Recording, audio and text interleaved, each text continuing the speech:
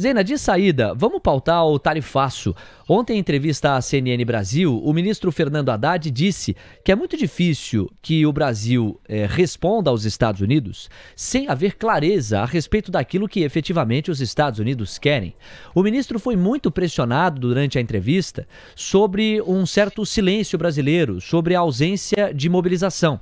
Mas ele respondeu dizendo que nem os próprios Estados Unidos sabem o que querem, a ponto de secretários relevantes do governo mencionarem. Pode ser que alguns alimentos não sofram essa taxação, pode ser que outros sofram, etc. Do ponto de vista econômico, que tipo de resposta seria factível, uma vez que a carta que pauta esse tarifaço de 50% contra o Brasil tem claramente motivações políticas? Qual racionalidade econômica a gente pode pegar emprestada para tentar achar um denominador com os Estados Unidos nesse contexto? De fato, a motivação foi política, principalmente, né? Isso fica claro na carta do Trump, mas o que não quer dizer que não tenha as suas lógicas econômicas também. Quando a gente vê, por exemplo, nas conversas entrarem as empresas de tecnologia, então quer dizer que existem caminhos para negociação, né? Quando se fala em aumentar investimento no país, então, assim, tem que colocar todas as cartas na mesa daquilo que faz sentido, né, para a negociação do Brasil. E a gente sabe, né, isso os analistas lá fora deixam muito claro isso, que a decisão é da Casa Branca. É muito menos um esforço de diplomacia, é muito menos um esforço de convencimento do ponto de vista técnico, mas, claro, né, essas variáveis todas, elas devem ser consideradas, né, eu digo do lado econômico. Porque mesmo que tenha uma motivação política, os Estados Unidos também não vai querer rasgar dinheiro, né? Então, tem uma hora que empresas reagem, impacto na inflação é um fator que pesa nas decisões políticas também.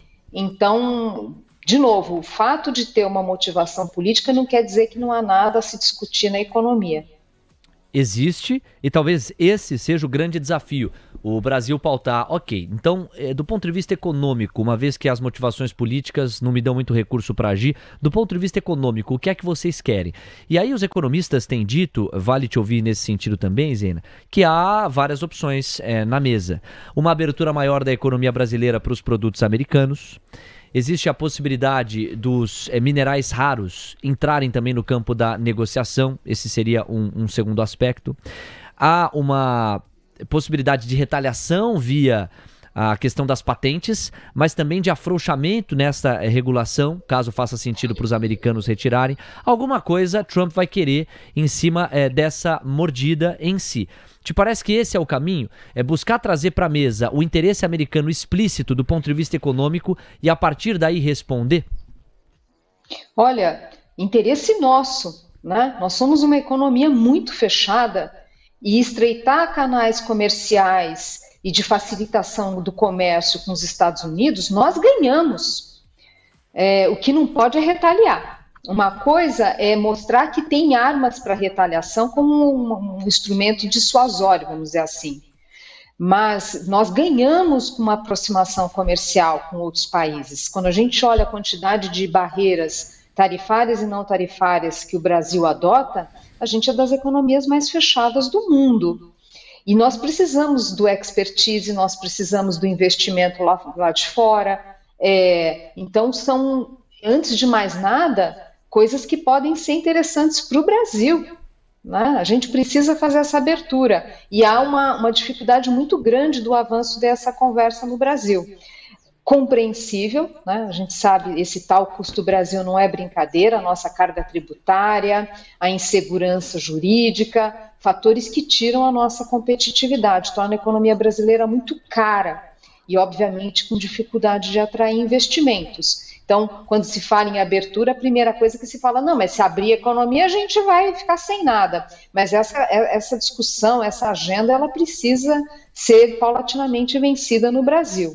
Então, nós temos, assim, é difícil saber o que pode, de fato, avançar, mas acho que vale, sim, abrir esse leque para discussão. Bom, você chancela aqui no seu raciocínio. Retaliação seria um tiro no pé e é possível transformar, ainda que pela dor, isso numa oportunidade de abertura econômica. Resta saber se na agenda do atual governo essa será encarada como uma oportunidade. A gente vai avaliar e precisa aguardar os próximos passos para isso. Agora, assumindo o cenário base, que é de 50% de tarifas já a partir do dia 1º de agosto, vamos tomar por gancho as palavras do Fernando Haddad nessa entrevista na CNN ontem. Ele aposta numa desinflação em função de um aumento da oferta de produtos aqui para os brasileiros. Você endossa essa projeção do ministro? Olha, acho que é difícil saber o quanto pode ser orientado internamente, cada setor é uma história, né? Eventualmente pode ter isso, mas é difícil a gente estimar, né? Então, assim, acho que pode ter, sim, esse viés. Agora, é claro que também vai depender do comportamento do dólar. O dólar, a gente viu essa pressão interna, né, mudou de patamar, tem a ver com questões políticas, tem a ver com questão fiscal, né? Se a gente for pegar o valor do dólar, né, ou de uma cesta de moedas, de países parecidos, de países emergentes, enfim, qualquer que seja a cesta de moeda. A gente já teve patamares equivalentes, né, o que a gente tem agora, só que com câmbio abaixo de 5. Então tem um prêmio aqui, né? A gente está falando de uma taxa de câmbio no Brasil que era para estar muito mais baixa.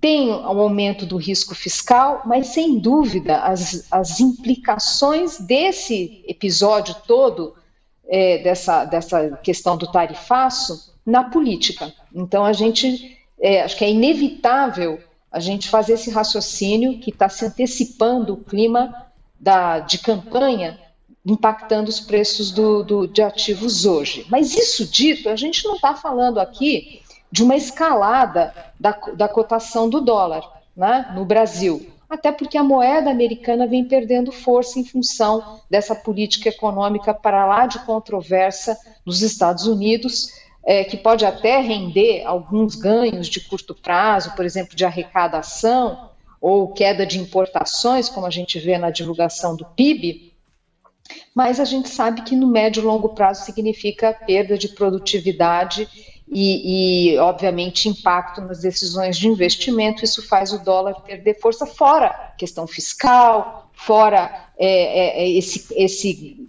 grau de incerteza que foi inserido em relação à política econômica nos Estados Unidos. Bom, tudo isso para dizer o seguinte: acho que pode ser, sim, um fator de redução, assumindo que a taxa de câmbio ela não vai ter maiores volatilidades, que eu acho, maiores volatilidades, eu digo elevação, né, pressão, depreciação do dólar aqui, ou do real, perdão, imaginando que a gente não vai ter mudanças adicionais de patamar. Sim, acho que pode ter alguma contribuição.